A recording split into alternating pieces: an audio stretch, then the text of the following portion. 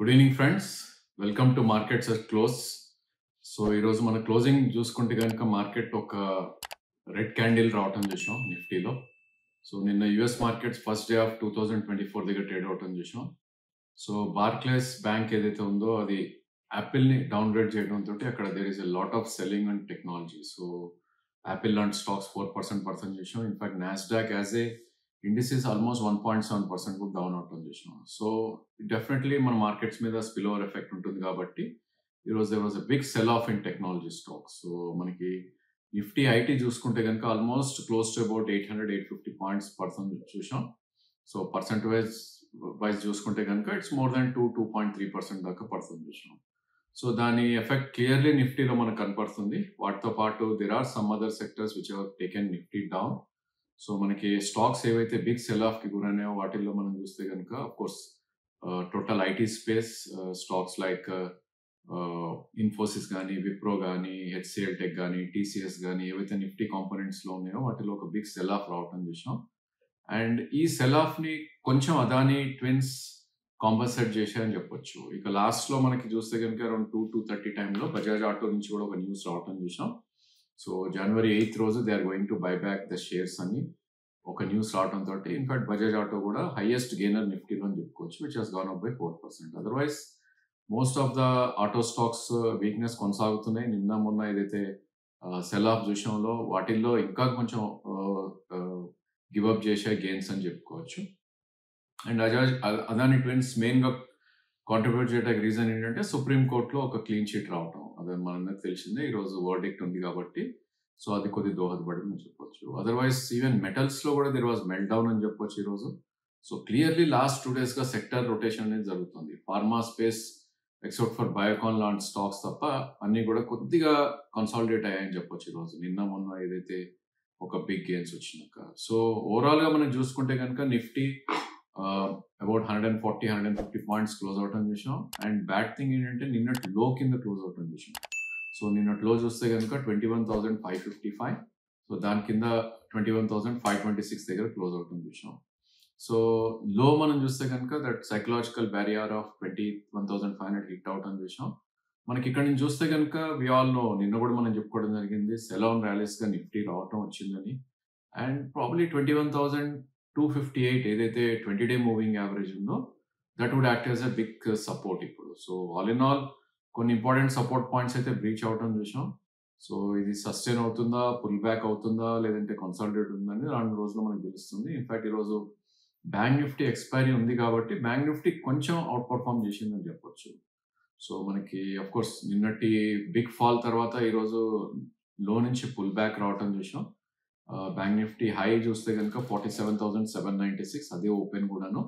లో 47,480 దాకా రావటం చూసాం. అండ్ క్లోజింగ్ చూస్తే కనుక almost near to the days high 50 points పక్కన పెడితే కనుక 47,740 దగ్గర క్లోజ్ అవుతుంది చేసాం.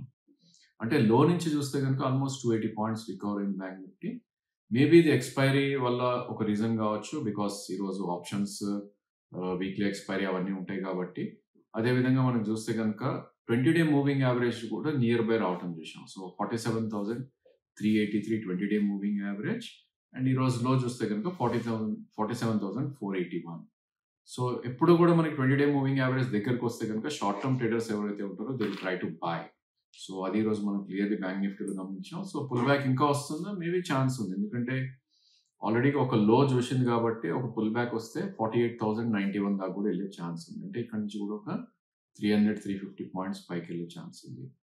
సో స్టిల్ బ్యాంక్ నిఫ్టీ ఇంకా బై జోన్ కి రాలేదని చెప్పొచ్చు, అన్లెస్ ఇట్ కమ్స్ నియర్ 47,300. ఇవాళ ఇంట్రాడే వచ్చినప్పటికీ it has not given opportunity because overall market కొద్దిగా వీక్ గా ట్రేడ్ అవుతుంది కాబట్టి.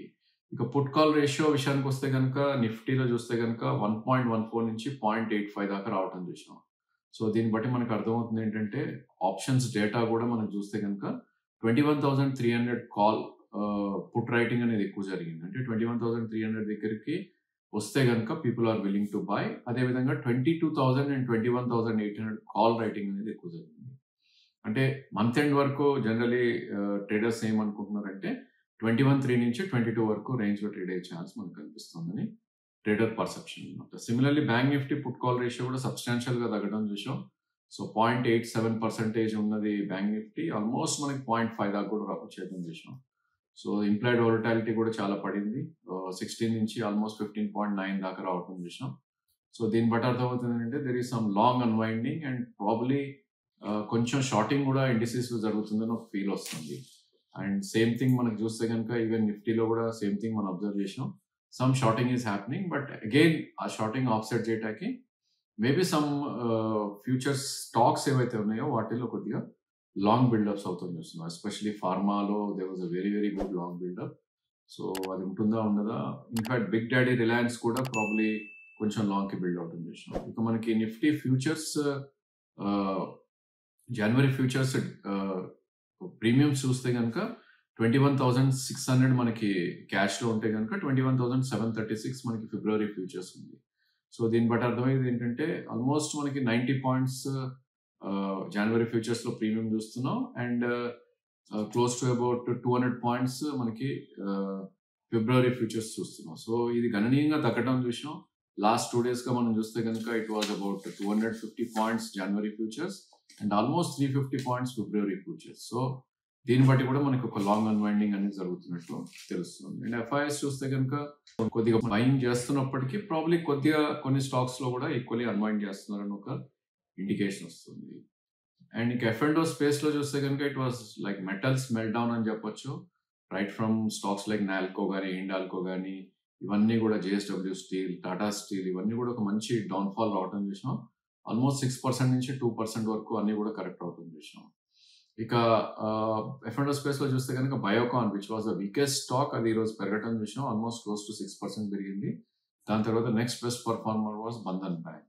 సో ఈ 2 స్టాక్స్ మినహా ఐ థింక్ కెనరా బ్యాంక్ కానీ మన్నాపురం కానీ లేదంటే ఇండియన్ హోటల్, హెచ్పిసిఎల్ ఇవన్నీ కూడా కొంచెం పెరగటం చూసాం. సో బ్యాంక్ నిఫ్టీ కాంపోనెంట్స్ లో except for HDFC, PNB most of the stocks are up అని చెప్పొచ్చు. ఎనీవేర్ బిట్వీన్ 4% to 0.7% దాకా పెరిగింది. Bandhan being the highest at 4% and Axis, IndusInd bank ఇవన్నీ కూడా ఎనీవేర్ బిట్వీన్ 0.5 to 1.5% పెరగటం విషయం. ఇక క్యాష్ మార్కెట్ విషయానికి వస్తే కనుక again mix of stocks, new stocks emerge అయ్యాయి. నిన్న పెరిగిన స్టాక్స్ లో there was some retracements and ఈ రోజు న్యూ స్టాక్స్ కూడా ఎమర్జ్ అవడం చూసాం. Pretty much it was like real estate frenzy అయినట్టు చూస్తున్నాం స్టాక్ లో. ఎస్పెషల్లీ ప్రెస్టీజియస్ లాంటి స్టాక్, శోభా ఇన్ఫాక్ట్ మనం గత వీడియోలో కూడా చెప్పుకోవడం జరిగింది. 1037 ఎప్పుడైతే బ్రేక్అవుట్ వచ్చిందో హైలీ పొటెన్షియల్లీ 1200 దాకా వస్తుందని. ఈరోజు highest I think it made almost 1200, about 14% పెరగటం చూసాం. ఇన్ఫాక్ట్ ప్రెస్టీజ్ కూడా ఒక రిట్రేస్మెంట్ తర్వాత 3 to 5% పెరగటం చూసాం. ఇక అదర్ స్టాక్స్ ఏవైతే మనకి పెరిగాయో దట్ వాజ్ ఎన్ఆర్బి బేరింగ్ కానీ, బోరోసిల్ న్యూ కానీ, ఇన్ఫాక్ట్ రైల్వే స్టాక్స్ కూడా చెప్పుకోవచ్చు మనం. ఇర్కాన్ అండ్ ఐఆర్సిటిసి లాంటి స్టాక్స్ ఈరోజు ఆర్బిఎన్ఎల్ ఈ 3 కూడా దే గాన్ అప్ సబ్స్టాన్షియల్లీ. ఇక మనకి అదాని వర్డిక్ట్ తో పాటు క్యాష్ స్టాక్స్ లో కూడా పెరగడం చూసాం. అదాని పవర్ అండ్ ఆల్ కూడా 5% పెరిగాయి బికాస్ వాటికి ఎక్స్చేంజ్ రెస్ట్రిక్షన్స్ ఉన్నాయి 5% కాబట్టి. సో ఇలా మనకి చూసుకుంటూ పోతే కనుక one stock which is very attracting is spark అని చెప్పుకోవచ్చు. It's a pharma stock. Again ఫార్మాలో there is some good buying కాబట్టి ఆ స్టాక్ ని వాచ్ లిస్ట్ లో డెఫినెట్లీ పెట్టొచ్చు. ఎందుకంటే ఈరోజు 14% పెరిగినప్పటికీ 2022 హై ఏదైతే ఉందో 349 అబౌవ్ క్లోజ్ అవుతుంది విషయం. సో ఎప్పుడు కూడా మనకి ఇలాంటి బ్రేక్అవుట్స్ వస్తే కనుక ప్రీవియస్ ఇయర్స్కి వెళ్ళి హై చూస్తే బ్రేక్అవుట్ లో మనకి ఎక్కడ దాకా టార్గెట్ అనేది మనకు తెలుస్తుంది. సో దీని పొటెన్షియలీ ఇప్పుడు 414. సో మల్టీ ఇయర్ హై ఏదైతే ఉందో ప్రాబ్లీ అది ఓపెన్ అప్ అయింది. ఇన్ఫాక్ట్ ఈరోజు 385 దగ్గర క్లోజ్ అవటం చూసాం. ఈ స్టాక్ ని డిప్స్ లో one should try to buy between 350 and 328. So 414 నుంచి 465 దాకా వెళ్ళే ఛాన్సెస్ ఉంటుంది. Maybe it might take some time, but ఈ స్టాక్ ని వాచ్ లిస్ట్ లో పెట్టుకుని one should try to buy అని చెప్పొచ్చు. అదేవిధంగా కొన్ని స్టాక్స్ ఏవైతే లాస్ట్ కపుల్ ఆఫ్ వీక్స్ గా పర్ఫామ్ చేసాయో అవి కొద్దిగా ఈ రోజు అండర్ పర్ఫామ్ చేశాయి. ఇన్ఫాక్ట్ రియాలిటీ కంపెనీస్ పెరిగినా కూడా ఐ థింక్ ఇన్ఫ్రా కంపెనీస్ లో కొద్దిగా సెల్ ఆఫ్ రావటం చూసాం. సో జేపీ అసోసియేట్స్ కానీ, డిబి రియాలిటీ కానీ వీటిల్లో కొద్దిగా సెల్లింగ్ వచ్చింది. అండ్ డిమార్ట్ లో కూడా ఒక 4% డిప్ చూసాం ఈ రోజు because of the results. So result season already start అయింది కాబట్టి ప్రాబ్లీ ఐ థింక్ ఆ రిజల్ట్స్ రియాక్షన్ అనేది మనకి రానున్న రోజుల్లో కూడా ఉంటుంది. సో డిమార్ట్ కూడా 4% ఈ రోజు డిప్ అవటం చూసాం. అండ్ స్టాక్స్ లైక్ జేబీఎంఏ కానీ, ఆర్ఐఎల్ కానీ ఏవైతే గత 1-2 వీక్స్ గా ఒక మంచి అప్ వచ్చాయో వాటిలో కొద్దిగా రిట్రేస్ రావడం చూసాం. సో ఇది ఈరోజు విశ్లేషణ. సో మా వీడియో లైక్ చేస్తే కనుక మీరు వెబ్సైట్లో లైక్ కొట్టండి. అదేవిధంగా మీ ఫ్రెండ్స్కి రిలేటివ్స్కి నచ్చితే కనుక వాళ్ళకు కూడా షేర్ చేయటం మర్చిపోకండి. అండ్ మా వెబ్సైట్ ఏదైతే ఉందో www.equidiasresearch.com దాన్ని కూడా విజిట్ చేయండి. దానిలో కూడా మనం ఇచ్చిన రికమెండేషన్స్ కానీ వాటి పర్ఫార్మెన్స్ షీట్స్ కానీ అవన్నీ కూడా పెడతాం జరిగింది. So please do watch our videos. Thank you all once again.